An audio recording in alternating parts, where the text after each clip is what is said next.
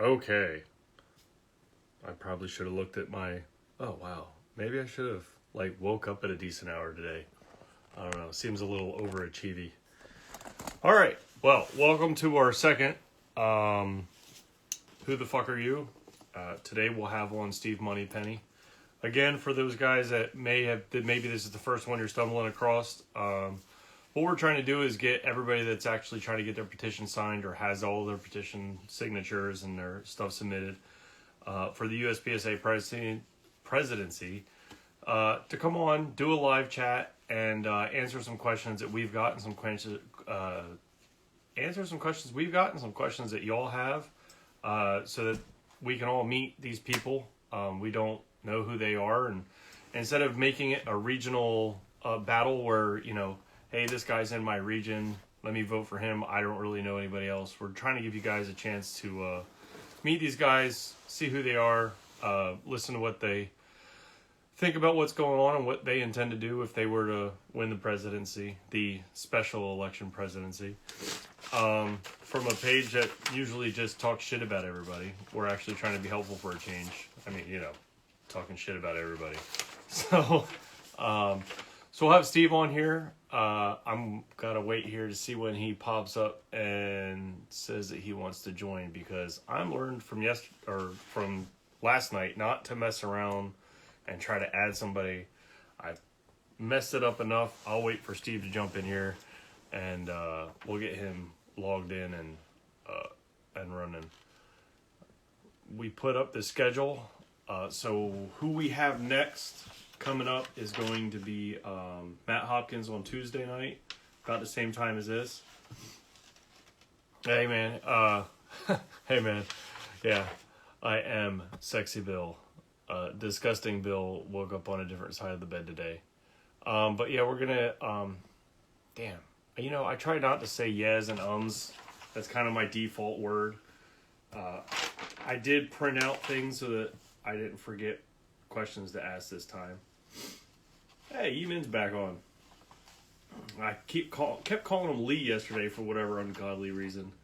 The Yemin thing kept screwing me up, and I kept calling him Yee. And I did finally manage to get everything up on the YouTube, so that was more of a pain in the neck than I had assumed it was going to be.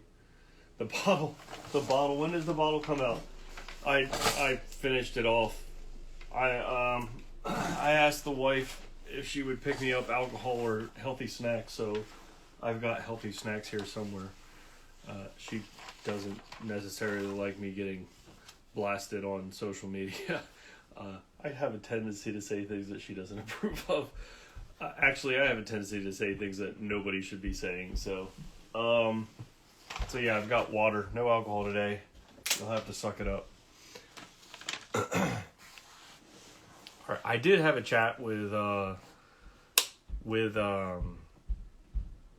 Ryan Flowers yesterday after the live was over. I shot him a message. Somebody actually told him that I was looking to reach out to him, so we started chatting up about if he's coming back to USPSA at all. Just because he was welcomed back doesn't mean he wants to come and play. But he said, yeah, he's looking forward to coming back and playing with us, and maybe doing a lot less IDPA. I don't know. But yeah, so look for him on the range. I know there's a lot of feelings one way or the other about it. I guess this is my opportune time to tell people about my feelings about his shenanigans. First off, I just don't care about the classification system at all. I used to, and then it turned into such a terrible shit show. With, I don't know, see, that's how I got it frozen up last time. It was such a terrible job when they started messing with where the classifications ran. They kept moving them up, and some of the older ones just became so stupid. You try to shoot some of these, and there's just no way. Unless you're spraying and just hoping to hit the targets, hoping to hit the A zones. I mean, I just can't. I think they're shot out. Shot out is what I call them. They're shot out. They're shot to such a high hit factor that it's stupid to try to play them and try to actually shoot even your own classification on those older ones. So the fact that he he was deleting some of his self from the match so that theoretically, I guess, to keep him out of getting his classification messed with or drawn down or anything like that. I think that was just a poor plan. You could just as easily, like everybody else, if you're actually trying to make a run for GM, if you're having a bad run, you shoot the no shoot a couple times, wait a few seconds and throw one into the berm or something, But yeah, I don't know if the heartache from that was more. I really think the whole situation could have been handled differently in the first place. Like, yeah, it should definitely have been a pecker slap. Whether it needed to be a never come back to the game pecker slap, I don't think that was the right call. And I think the board, not necessarily reversing their decision, that at a year's point they're supposed to be allowed to come back and make a determination one way or the other. So let's get Steve in here and we'll talk about his run for presidency and less on the flowers. All right, here we go. Stevie.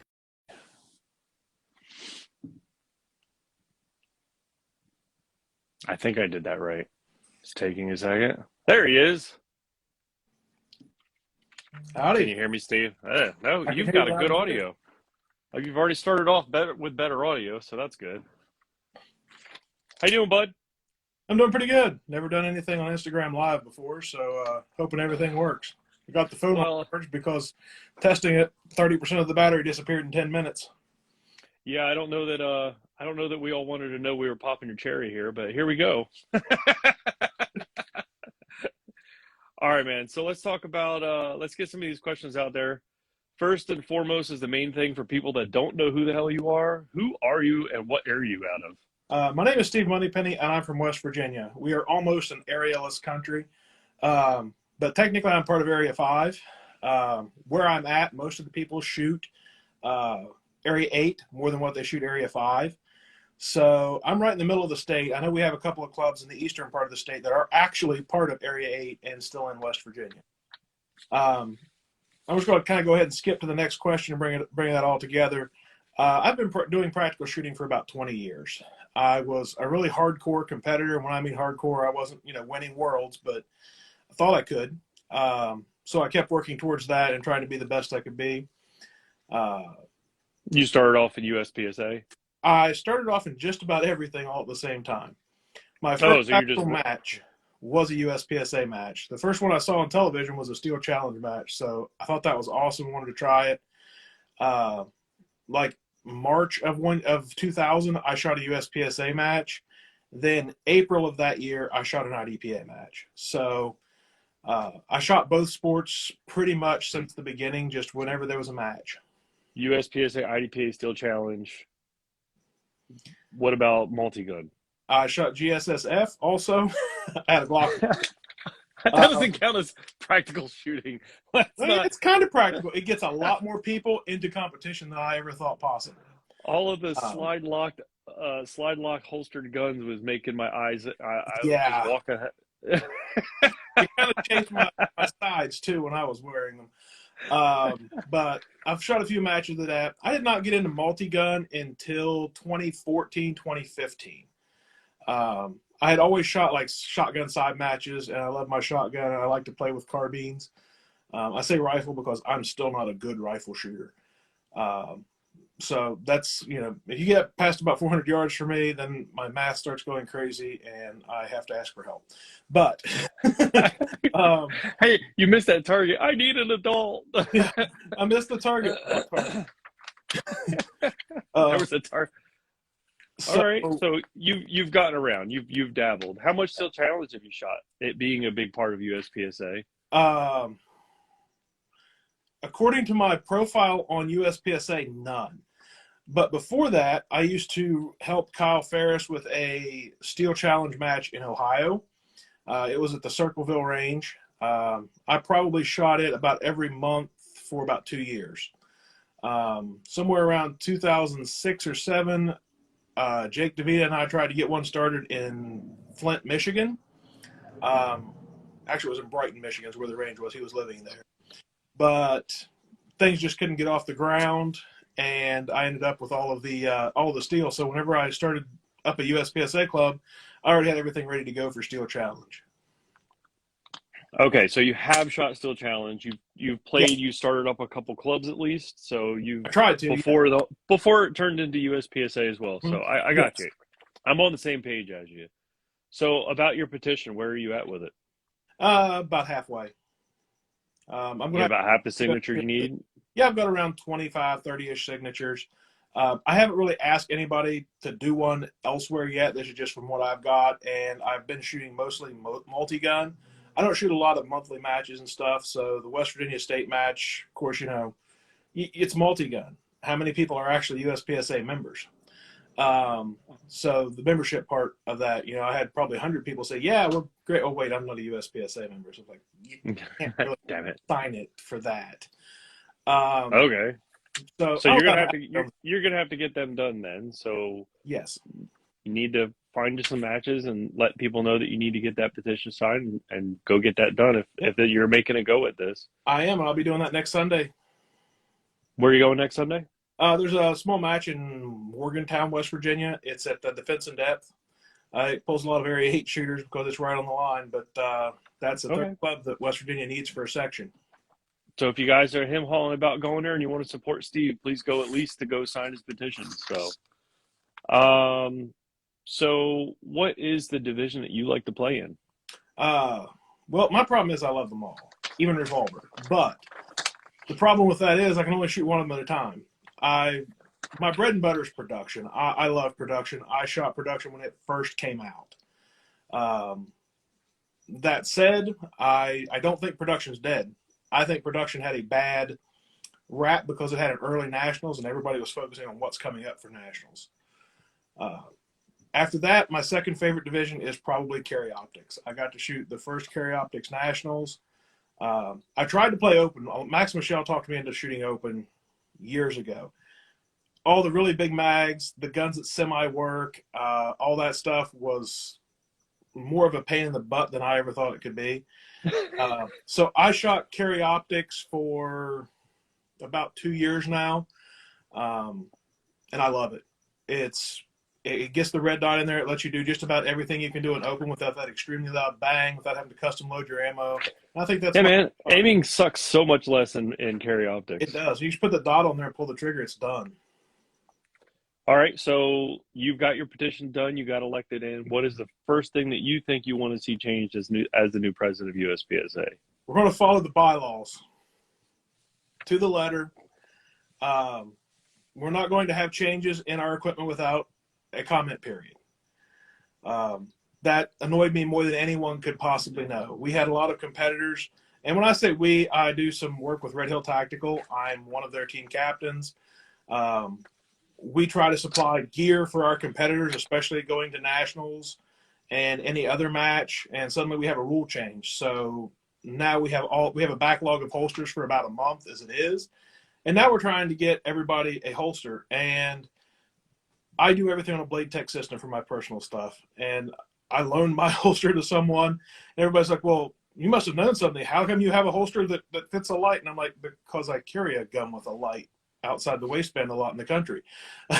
So I had one, but luckily it kind of morphed over into a competition rig really easily.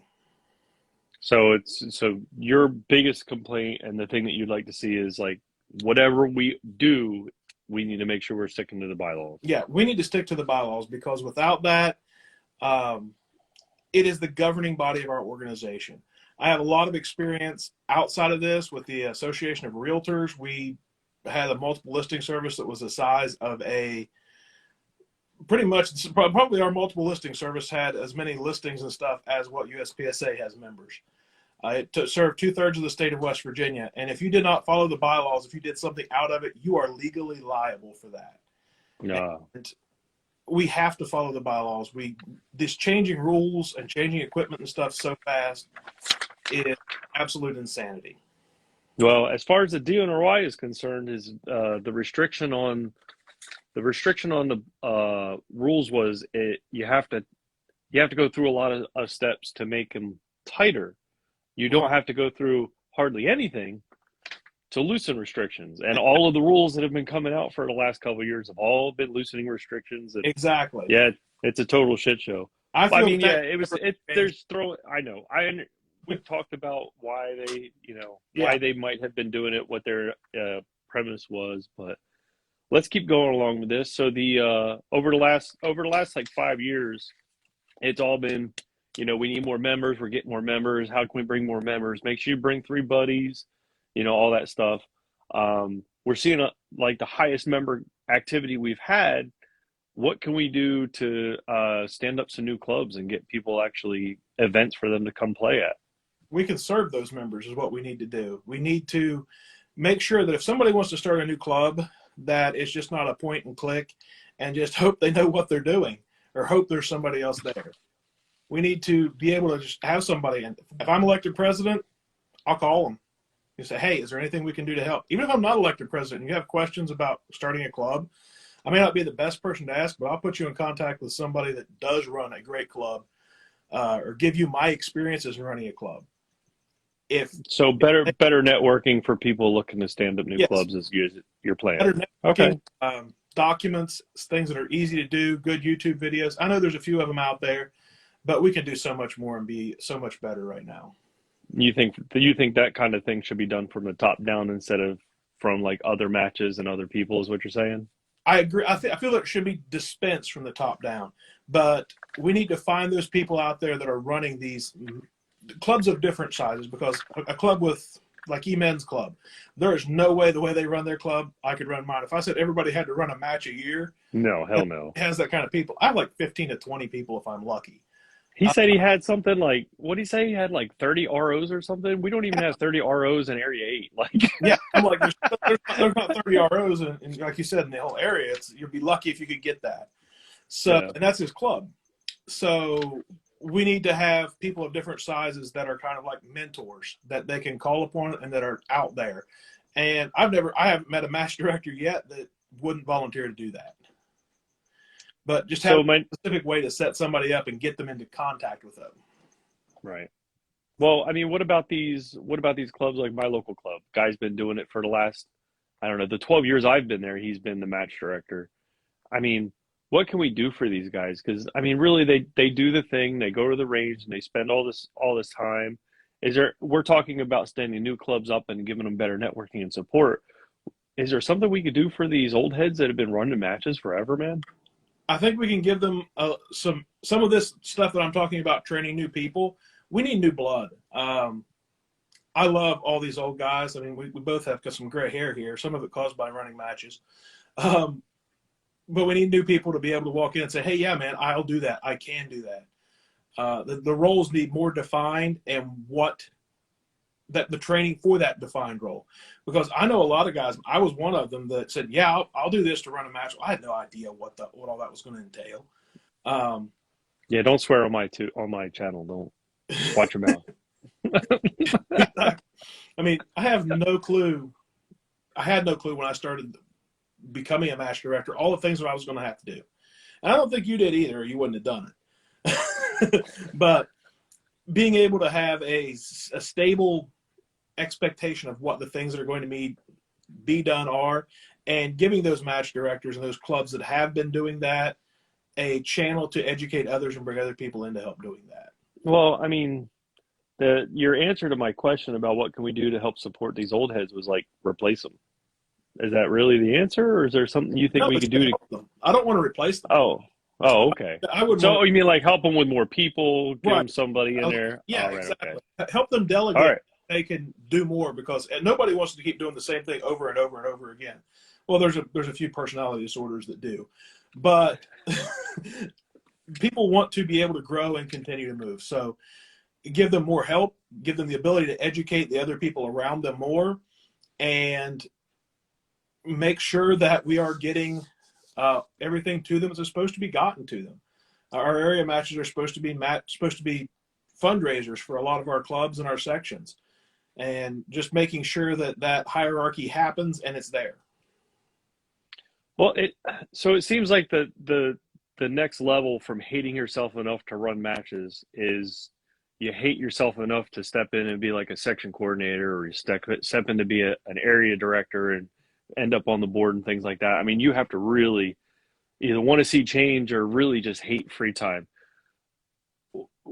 those guys, I mean, really, it seems like they get paid in grief. Like that's all it is, you might be doing the right thing, but it still pisses off half the area.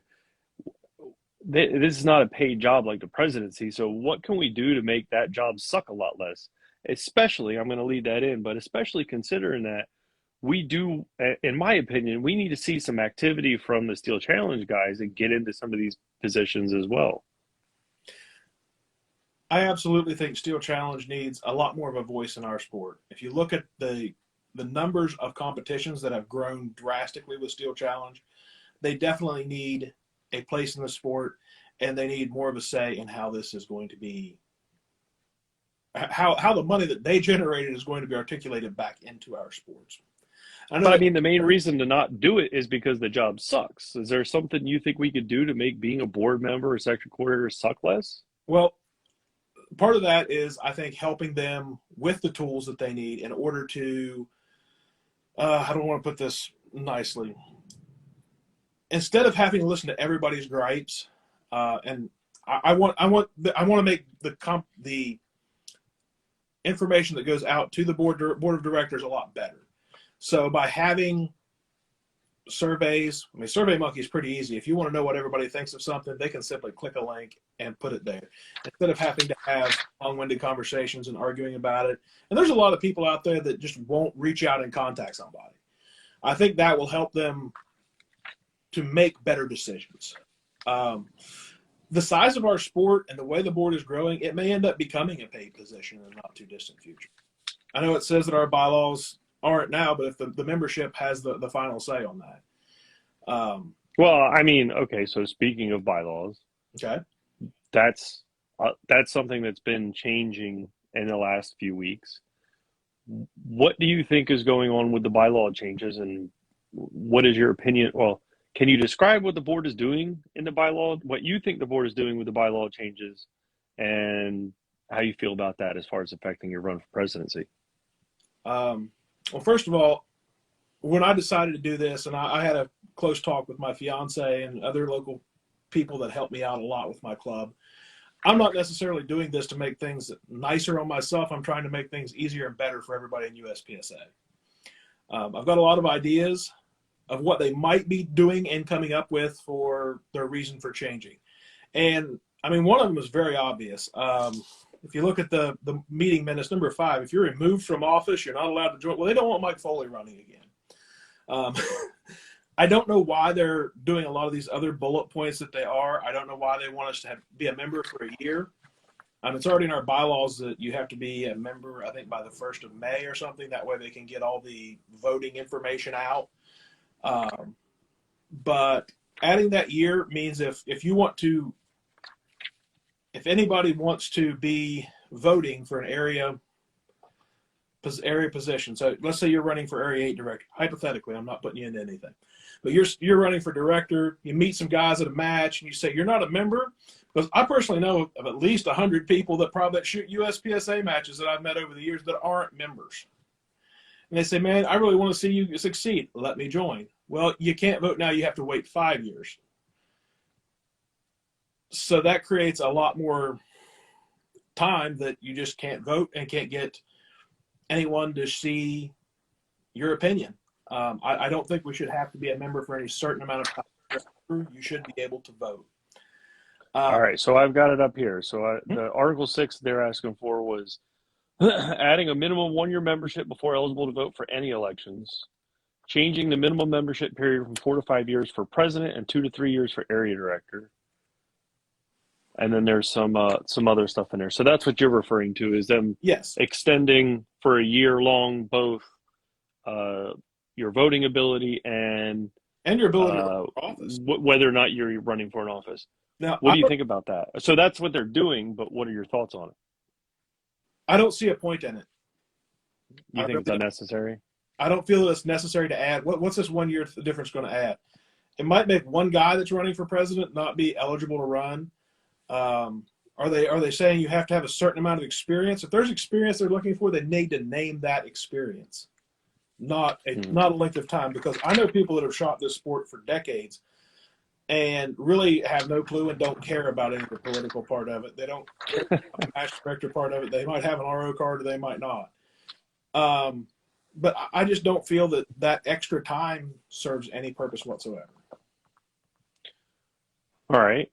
So as far as making changes goes, is there a rule change that you'd like to be done, or do you think, or are you on the other fence of let's quit doing shit for now? So which one are you on? I think we need to quit changing things for now, especially in our equipment. Okay. We need to take a look at everything and make sure that our bylaws protect us. So you're not in the let's make a change or let's reverse something. You're in the leave it alone. Let's see how it runs for a while. I made a comment last night. Once you let a cat out of a bag, it's almost impossible to put it back. So when you start trying to go backwards into rule change, it's going to be painful from an administrative standpoint and from a political standpoint, because everybody's going to say, well, damn it, we love those flashlights. We needed those flashlights. More people that 9mm minor is freaking hard, man. My wrists can't handle it. Exactly. And I also know that the board's looking at changing power factor laws, or rules, maybe I should say, to more look at SAAMI specs. Well, that's not in released info. That's not in this, but you asked me what I thought was going to be going on with the board. And the way they're doing things right now, I personally know a few of these area directors. I've reached out to a couple of them, but how much they're wanting to change of the president's duties, I think they should be very, very careful of, because there are at least 2 members of that board right now that are sitting members that are wanting to run for president. And how is that not a conflict of interest? And I've only found one on social media, so. If we can get everybody that's wanting to run and involved in this and get them in front of people, that's what I'd like to do. So the Area 6 director said he's got his stuff in the last time I talked to him. So I know Hopkins is on your schedule. So. Yep, Tuesday. I got him coming on Tuesday at 7. So, all right. So I've asked my list of questions, my pre-thought out questions and a couple others, but let's hear from the people that are watching. I want to see if you guys have anything that you want to know as far as making changes. Brian, we are not raising major power factor 175. Well, it's funny because it used to be, right? But now we've got people that wish major power factor was less. So make up my mind. And all right, so Tom Castro, I think he actually tried to ask this question, but what is the one reason why you want to be president? I want to be president to bring USPSA and Steel Challenge to the next level. What do you think that next level is? I think that next level is to a position. Now, I'm going to separate Steel Challenge and USPSA on this, because USPSA can't be an Olympic sport. I think Steel Challenge has the potential to become either an Olympic sport or right next to it. If you look at how many guns, because we can't count people, we have to count guns the way things are currently with the Steel Challenge, there are more people shooting the Steel Challenge World Championship than shoot USPSA by 2 to 3 times. More entry fees. This is a sport you can put just about anywhere. It's a sport that doesn't nail a lot of political things, because we still have targets with heads on them in USPSA. And it's not my decision. I really don't want it to be my decision about that. But Steel Challenge has the potential to grow exponentially. And it has been growing exponentially. But if we can put some of our resources behind that, it can be even bigger. And I think it can massively be the cash cow of USPSA without a problem. Well, I mean, in the last 2 years, last year was the first time I saw area Steel Challenge Championships. And if you looked at 2022 Steel matches, I think there's at least 4 area matches already scheduled for Steel Challenge. Yeah. And we're already, Go Fast Don't Suck is already supporting Area 8's run for it again. So awesome. Hopefully I can shoot that match. I'm going to have to work it to shoot it to be able to get into it as fast as they seem to sell out, though. I don't think you have a problem. I know a guy. That's good. So as for USPSA, I think our matches could be a lot better. I think they could be a lot more camera friendly, which would make them something that you can show your friends. You know, If somebody asks you what USPSA is and you go to show, well, let me show you a video. It's either something point of view or something done by an amateur with a camera standing behind you that may or may not have recorded your butt. It's definitely recording your butt. Yeah, they definitely, especially if you're on a stick with Nils Jonathan, you're definitely. But if you're there, we need, Shooting USA has done a phenomenal job over the past few years. We need to make it easier for them to film it, easier for them to get it out there. I have talked to John some about the things that he'd like to see. And I think the next level is us being able to have more clubs, us being able to have a bigger major match. I don't know what areas you shot in a lot. I'm sure you've shot some of the North Carolina, South Carolina matches where we shoot 10 stages in one morning and never touch a paste. Now, if I got to come back in the afternoon and paste targets because I didn't have to paste one while I shot, and I shot 10 stages in half a day, well, hell yeah, I'll do that. I think there are a lot of things organizationally that we can do to help out our clubs and make that a much better sport. We have the so your run for presidency though is you think is to, well, I'm trying to summarize here. The reason I want to be president is it's still challenged to the next level of being more maybe televised or more interesting for viewers. And you think that the USPSA matches could be better for the same concept because the stages are kind of closed in and not very viewer friendly. Kind of like paintball. Paintball's a lot of fun to play, but it sucks to watch. Exactly. You can't see what's going on. So yeah, I see what you're saying. And I think that will bring more people into it. The other thing is I want to give the multi-gun guys, and when I say give, I'm not talking about delegating. There are processes in our bylaws right now to create committees to help this sport grow. So let's bring some of the people that are huge in multi-gun to the table and say, what do you guys want? Here's a specific rule set. This is a rule book you can refer to. There are some things that really make our rule set right now bad for multi-gun. Like I said, I've shot a lot of multi-gun. Was this because I like multi-gun more? No, it was because it was better, and that's where my buddies were going.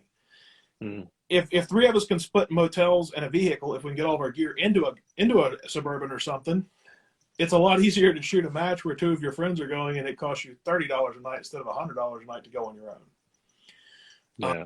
Well, let's get another question here. We got a guy asking, what's your opinion on USPSA involvement with IPSC? Is there something we can do to be a better participation on the international matches there? I think so. Right now, our relationship with IPSC is kind of rocky because I think a lot of people's egos got in the way. One of my strengths is bringing people who don't necessarily get along or have the same facet of doing something to the table and finding an amicable solution. Basically, just not doing anything to harm our relationship further, not doing things they feel that are encroaching upon them to have matches. And I think we need to do a lot for our competitors that are wanting to go to world shoot matches. Why did everything get dark? There we go. So with that, I mean, there are a lot of crazy things. Like the guys that are shooting shotgun world shoot had to shoot a PCC nationals or the two-gun nationals that didn't have a shotgun in it. So by supporting some of our athletes to go there, I think that'll really help out with that relationship. And we need to build back that relationship because it is the world body of our organization. So when you're saying send them, get them there, you think it's USPSA's role to get our members over to go play that sport? It definitely is, but I don't feel that financially it should be the only role of it. I shouldn't say that finance shouldn't be the role that we're putting forward. Everybody thinks we should all pay tons of money to go shoot that sport, but we should just have a specific. There's a lot of people that want to do it and will pay for it anyway. Let's be clear on that. For instance, Josh, when he shot the shotgun world shoot, wasn't able to shoot because he hadn't shot the certain qualifying matches. But nobody knew what the qualifying matches were other than 3-gun nationals in Vegas. Okay. So being able to have more qualifiers. So part of us being able to take more people to IPSC is exposing more people to USPSA and more USPSA members to IPSC matches. I know that I've shot a few USPSA matches or IPSC matches in the U.S. I actually helped to officiate at 2 of them. And a lot of people like that different feel, that type of shooting more. So giving them that exposure and then politically working with them. I do feel, I know one of my competitors saying that he wants to make a team fund. And if there is a fund able to be set up with that, I would fully be on board with that and helping to work with anybody that wants to put that together. There are people that sponsor shooters outside the United States that don't even have business in the United States. But there are companies that are from outside. Fiocchi, for example. It's not a U.S. company. I'm trying to figure out why my phone keeps going dark, and I may have it touching a button or something there. Those people would sponsor a U.S. team. Right now, the team is just the USA team. There's not even a sponsorship on that jersey. But if we were to do something like some of our teams like Blue Bullets, Red Hill Tactical and stuff already do by sponsoring those, we could possibly give them an avenue to get that money to go there without having as much money come out of their pocket and without even coming out of USPSA's pocket. So we're the people we're talking about supporting and finding a way to support right now are like our main high level competitors. There's a question on here from what does that say? Jabberwocky? Says, what's your opinion on the quality and number of USPSA national events? What, if anything, would you change? Ooh. And that affects more the general membership that wants to go and play these matches instead of be on the international team. So let's bring it back down to the everyday shooter. I think having 6 USPSA nationals is getting to be a stretch on our range officer staff, for one thing. I mean, luckily they're moved around some, so hopefully we can pull from some different staffs. What would I change if I could change anything? I'll tell you that my favorite match, first of all, as president, it really doesn't matter as much as what I want to do, as what the people want to do. And I feel that having a poll of finding out what all the people that shoot these matches want to do would be the most important thing. For me personally, I think 6 nationals is a lot. It's a stretch on our staff. It's a stress on our shooters, and there's not a lot of people that are going to shoot more than one of them. Well, shit, dude, we've got 8 divisions now. How could you not have 6 nationals? Never mind multi-gun, any kind of steel challenge national match, right? Any kind of almost as a non-USPSA nationals, and it's running under our rule sets. But I'm sorry, I missed something. Like the 2-gun nationals, the 3-gun nationals, etc. I feel that one of the biggest things that we can do here is I'm kind of confused as to why we have a separate 2-gun and multi-gun, because when you're shooting more than one gun, you're shooting multi-gun. I shot PCC. Don't hold that against me. I know you love PCC, but I shot it as part of 3-Gun Nation Nationals in 2015. And it was basically you added in your pistol caliber carbine, and you could do anything you could do with your pistol, most of the things you could do with your shotgun, and 2/3 or 3/4 of what you could do with your rifle. Why not combine that to make one match?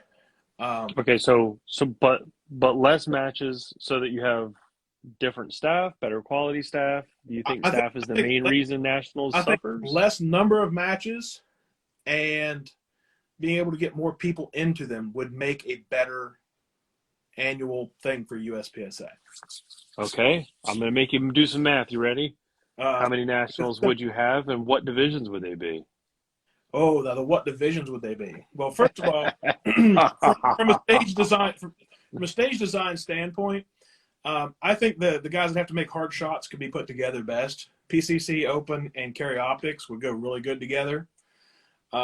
If you're shooting, you can also separate that as in the fact that the guys shooting carry optics and limited have about the same number of rounds. But I don't feel that you're really challenging open. Again, we can challenge the shooters and they will still rise to the top. But for having a really good match, I can't challenge an open shooter and a production shooter very well in the same match. Okay, you're going off on a tangent on me. Sorry. Your accent's gonna give me an erection. we got those three in one national match, and then you're going to do what for the other matches? Just do an Iron Sights Nationals or something like that. And So all the Iron Sight divisions in one big match. yes, Holy mackerel! I'll go to that. There may be a better way at some point. Whew. I'm thinking about the number of competitors there would have to be there's a lot of people that want to shoot those different divisions. It might be a little tough to math that out to get the number of people that want to play that match in. And that's why I'm saying we need to be able to do a survey that gets people to be able to shoot what they want. That may not work out for everybody, but what I'm looking at is what's going to work out for the majority of people. I also have another small problem about putting nationals in October. It's not Really? anywhere you go. Whenever you get to that late in the year, we're starting to run out of daylight. All the kids are back in school. I know it's not great to have them all on the weekend, but if you're going to have a match that runs clear through the week, there needs to be something to not use every bit of vacation time that teachers have. Yeah, sure, kids can miss school. That's no problem. But teachers, principals, vice principals, they can't miss a week of school. So we need to be able to do something to serve those folks. If that means to move it back or something like that, at least get the option to be able to shoot at nationals. My personal preference is the later the year, the major is the better, because it gives people that have been working at it all season a chance to prove themselves. But I like that. That's a different. It's less about worrying about the time. I understand your worry is more about the amount of daylight, and that's totally with night optics nationals. It was obviously a problem there. Well, at the same time, if we get things set up and they can run like they have for some of the other matches I've shot, where you can get that number of stages slammed in a shorter amount of time, then that takes that whole problem out of the equation. Yeah. Well, I'm not seeing anybody else asking any other questions. Everybody's just kind of voicing love or anger for your beard right now. So there was one up here. I'm trying to find it. Somebody asked a question. Do you think there should be more classes? Is basically, there it is. Do you think there should be more classes as far as veteran and military? Based on the participation we're seeing on these classes, no. Okay. Fair enough. All right. Well, I'm going to stop asking questions now. Do you have anything else you'd like to say as far as your bid for presidency goes that you want people that are watching this video to know about you and why you want to be president of USPSA? I think my biggest strengths to be president is to bring everybody to the table, to help them iron out a better solution. More than anything, I want this sport to grow and to prosper in the future. Whatever it takes to get it there, I'm willing to do. This is going to be my full-time job. I'm not going to be trying to pass this around with something else. The salary that is offered at this point, which is a little over $60,000, I think $62,500 was the last number I saw, is enough to sustain my life as it is now. And you have to wonder that some of the other people, because I own my own home, I own all my vehicles, I don't have a ton of debt, I can devote myself to this sport entirely. And that's what I fully intend to do as president. Even if not as president, I'm going to be devoting myself to the sport, which I have over the years and have been more lately. But I feel that I can make this better for all of us. I have a lot of ideas, a lot of thoughts about how to put things together, and I'm very open to help. I don't want to do this on my own. I want to bring a team together and be the best administration that USPSA. I'm dying. I'm dying on slobber. What the hell? Don't die, Bill. You can't lean back that so breathe. God. All I was doing was breathing, and it just started choking on air. It's only drinking water. You started trying to breathe water. That does not work. Drowning. All right, man. Well, thanks for coming on tonight. Oh, get your petition done up and get your bid sent to the board so we can have another interview for you once the election started. Right? Yep. I greatly appreciate that, and I hope to see the election process happening pretty soon. All right, bud. Good chatting with you. You too. Now you're gonna hang up. It's in the top right. Okay, thanks. Bye. Leave. There you go. All right, Steve Moneypenny. Thanks for coming on, telling everybody what your bid for presidency is about and answer some questions from people. We're going to let this go. I will see you guys on Tuesday where we have Matt Hopkins come on. He's going to have a little bit more insight with what's going on, and we'll try to adjust some of these questions so it's a little bit more fair. But otherwise, we will see you then. And then the next one I've got is on Friday. I'm terrible with names. God, it's Michael Stenov, or I'm terrible pronouncing names. Oh, Mike Shatilov. I'm guessing that's the enunciation. If you guys know somebody else that's making a bid or is trying to get their petition signed or something like that, please have them reach out to us. I don't know anybody other than these four. So, well, Mike is, they're trying to make the board change so Mike can't play anyways. But if Mike wants to come on and talk about his stuff too, I'll have him on.